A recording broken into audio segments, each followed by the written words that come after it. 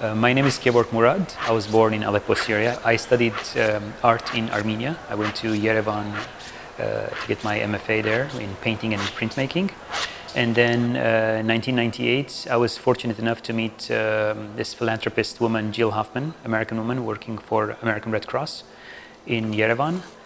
She sponsored me and invited me to the United States.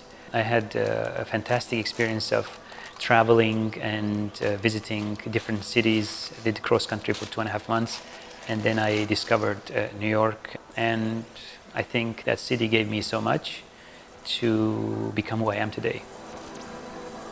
Life is one book, and in it we have chapters and we have pages. So once I create one piece of work, it gives me a sense of the next.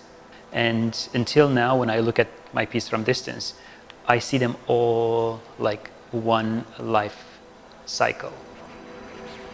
The paintings that I have in this exhibition, they're mainly from 2012 until last year. I always loved to work, and I decided when I told Robert, the gallery owner, I said, I want to create a piece inspired by the space. So I'm going to start working. I give myself 3 days, 4 days to finish one piece that I'm going to work inside. Again, kind of connected to this piece behind. So this piece, I was telling you earlier that every piece, it kind of makes me think about the next stage in the work. So I wanted to create a piece where it's like a painting, but at the same time three-dimensional. So it's almost like a sculpture drawing where the shadow is part of it. So in this one, I'm going to explore that concept. How, when I stretch that on a stretcher, I want to create a sense of shadow. If you arrive somewhere and you don't have anything, you don't have money, you don't have, let's say, stuff that you brought with you, your memory is full of images from your childhood. And you started building your future based on your memories.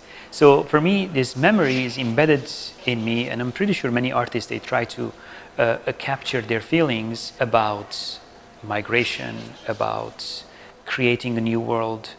So after 2011, when the peaceful uprising started in Syria, it became almost like a image on top of image. So I started thinking how my ancestors, they had to leave their home and arrive to Syria. And now this is the second time people from Syria, they're leaving out. So it's almost like these two layers of things happening.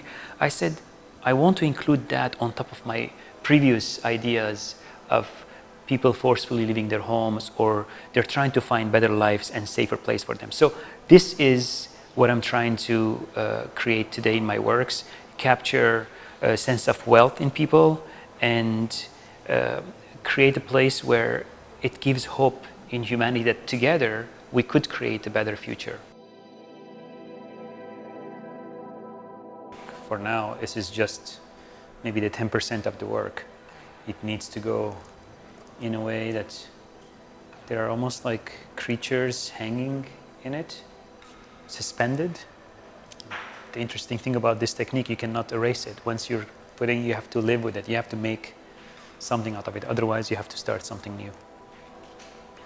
I do sketches for my own pleasure, but that's what I'm saying. Every piece that I create, it's connected to the previous pieces. So when I'm sketching, creating similar world in it, but doesn't mean its sketch is study for this piece. I look for the moment when I'm creating. So it's kind of meditative. When I create line by line and hours, I just enter in this world to create. Yeah, I don't do any specific rituals to enter the world, but I'm continuously thinking about this world. It's a world that I feel like I'm inventing to go in. Once I'm there, I feel like it's a place that everyone is equal, everyone is happy there, and I'm connected to the past, to the historical places and mythologies, so I like to bring them all back, and I love putting sense of history into my works. When you look at the piece, I want the viewer to know that we have a very rich past. We shouldn't feel that we should cut our ties from the past. On the contrary, it will be good to build on top of it.